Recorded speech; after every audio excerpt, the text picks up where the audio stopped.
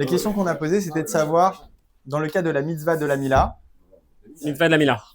ok, est-ce qu'on doit rémunérer le Moël ou pas?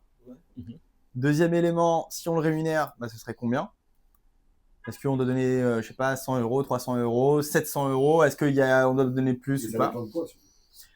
Troisième question, c'est est-ce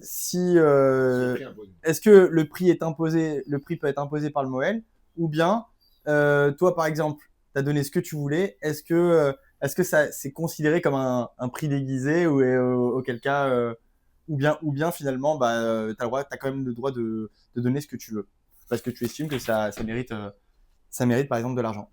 Donc je vous ramène juste une réponse que j'avais lue il y a sur dans le livre du Rav Melamed, Pein Halacha, et évidemment qui se base quand même évidemment sur les principes de base, donc je crois d'abord sur la loi juive. Premier élément, d'abord faut savoir que la Mila, c'est une obligation du père.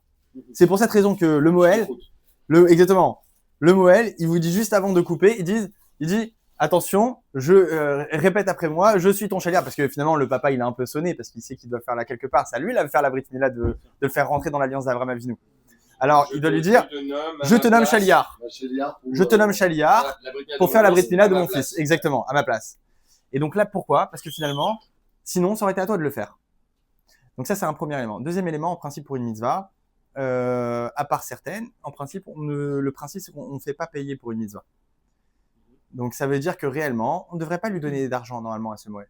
Il doit arriver, on fait la mitzvah, il y a 10 personnes pour pouvoir faire la mila, on peut la faire.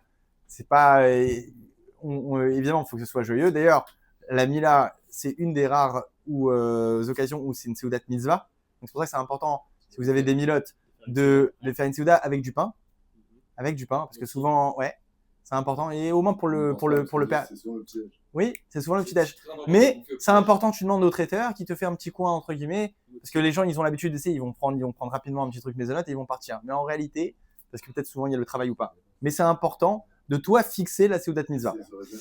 Donc revenons maintenant là-dessus. Maintenant sur la mila.